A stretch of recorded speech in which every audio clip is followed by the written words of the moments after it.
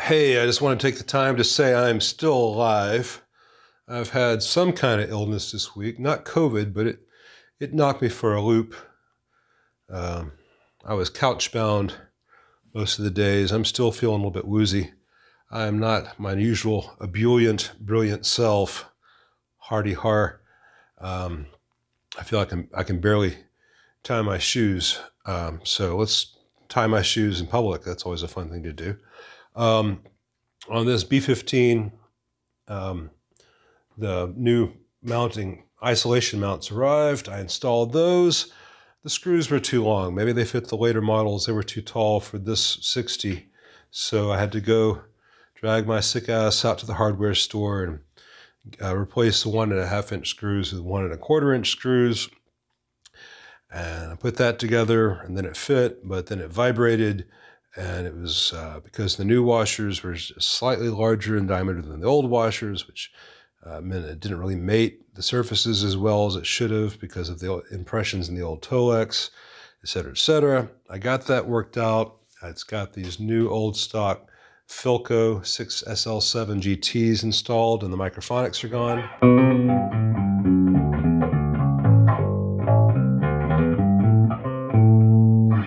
Notice I'm on channel 2. Before this amp had an intermittent issue on channel 2, was a not so great factory solder joint on one of the grid connections. As I suspected, it was a grid issue. Just wasn't always maintaining a proper bias on that tube. But that's all resolved. And the amp is sounding rather nice.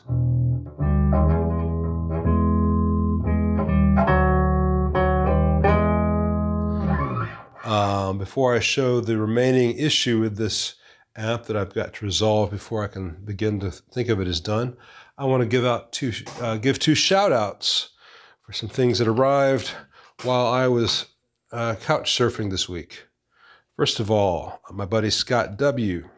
sent me this lovely ESR meter for measuring electric equivalent series resistance in capacitors, which will help me narrow down failing filter caps. I had mentioned in a couple of videos that my old one had died and I had yet to replace it.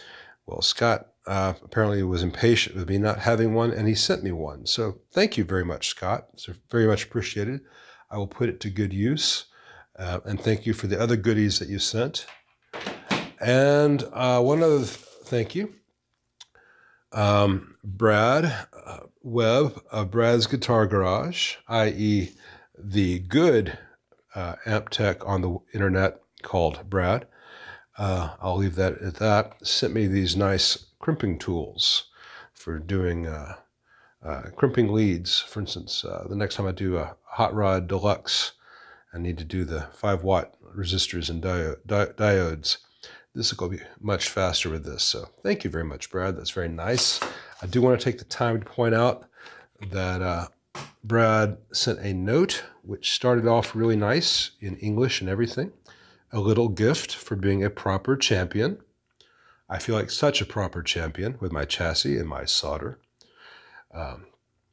Sorry, I know that the way I say these things gives Brad fits. Chassis, chassis, chassis, solder, solder, solder. I will solder to the chassis like a proper champion. But then he lapses into what I can only assume is pure Australian. It's not English. It may not be Australian. It may be a malady unique to Brad. Get a dog up ya. I'm not sure what to do with that information, but thanks, mate. Seriously, man, thanks. That's a really nice tool that will save me many, many hours and make my work much more consistent. So thank you. The remaining issue with this amp is, and if you played it at the volumes Ampeg expects you to play it at,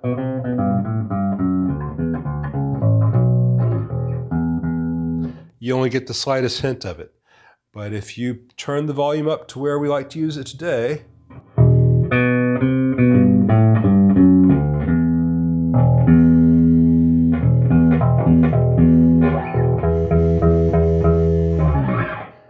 then that vibration creeps in on that low E.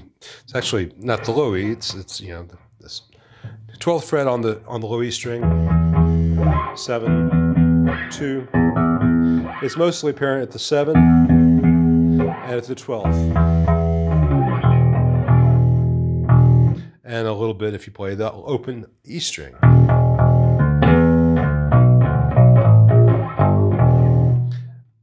But again, that's at volumes that they never expected you to play at.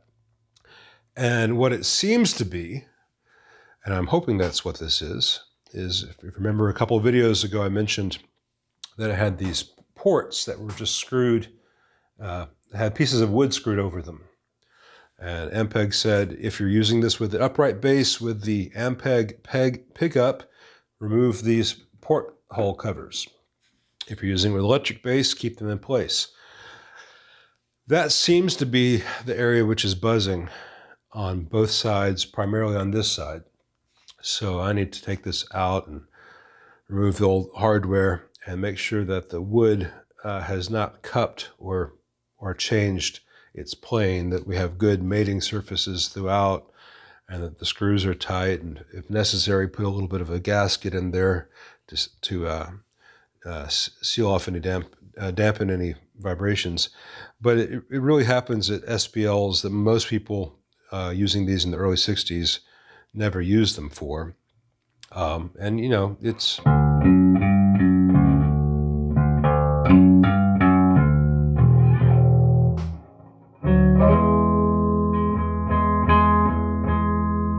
Even at this lower volume, it's in the background here on this low E. If I go down, play the same, well, I can't play the same thing. I guess I can if I tap it.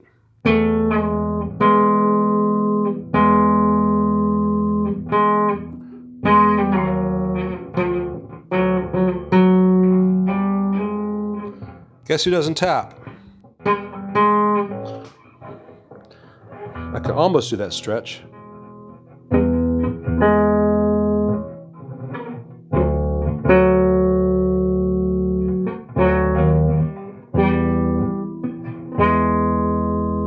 It's hard to think about that. Anyway, it's not really there with that, but if I do this interval, you know, on that string, it sure is. So I want to get rid of that and make this thing sound pretty.